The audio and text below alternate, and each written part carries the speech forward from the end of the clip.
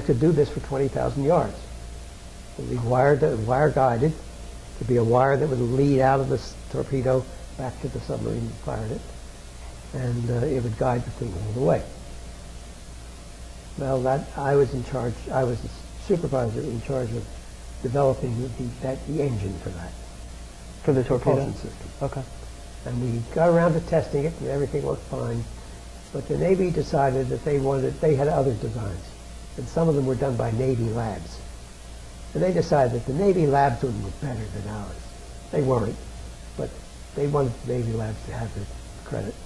And the main Navy lab was one at Newport, Rhode Island, Naval Underwater Ordnance Station. So I worked a lot with those people, and I learned a lot about undersea warfare. It's a lot more complicated than it looks, I'll tell you. But we were well on the way toward proving out the design we had. One of the shortcomings of the design, though, was that it was going to be not electrical. Most of our torpedoes up to that time were driven by electric motors and big batteries, big silver batteries inside the torpedo. And they would be quiet and would be all the good things, but they wouldn't be terribly fast and they wouldn't go terribly far. So they would, it was not going to be possible to use that. So we did one which was basically a gas turbine. Basically, actually a steam turbine. And it would boil water, turn it into steam, drive the turbine, bring the water back, cool it down, and repeat this whole cycle.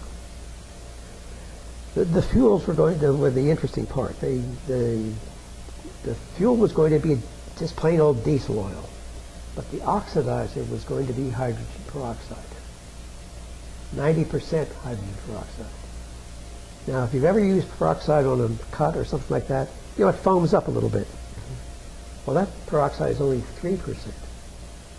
90% peroxide, but does the same thing, but much hotter. And as a matter of fact, hydrogen peroxide easily converts into water and hot oxygen.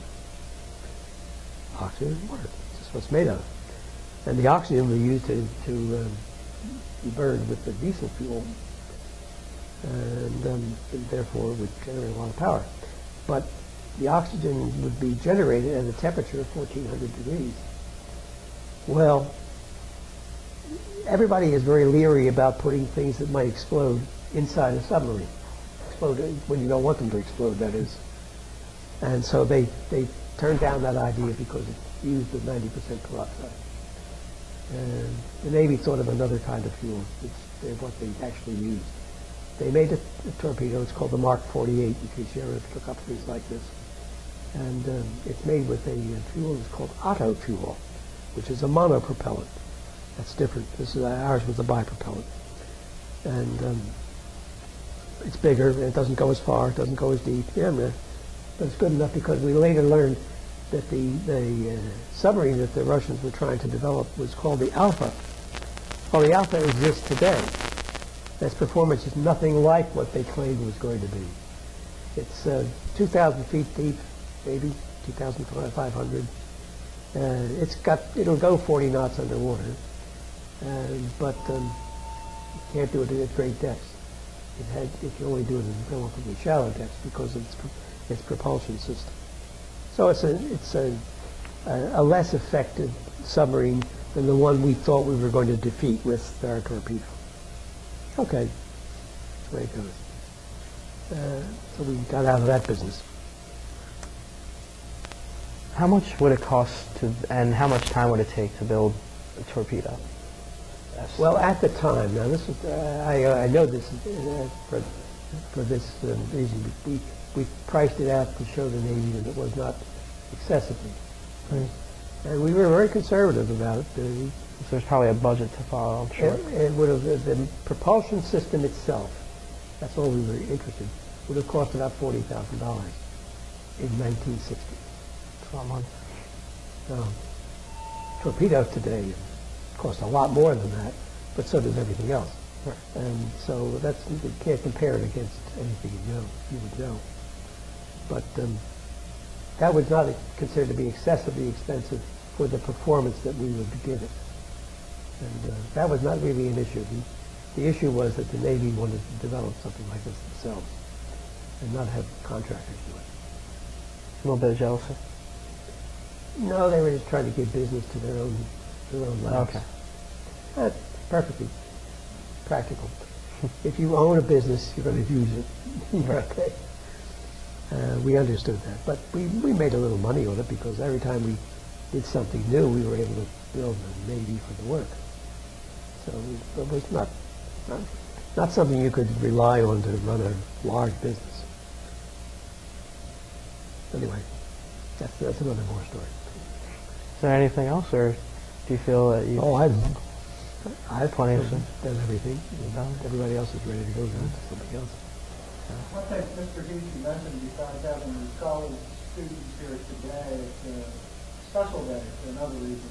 Oh yeah, this is my 60th anniversary. If my wife were still alive, and I remember her. We had 3 kids, and one's a doctor in Pittsburgh. He works for the University of Pittsburgh Medical Center.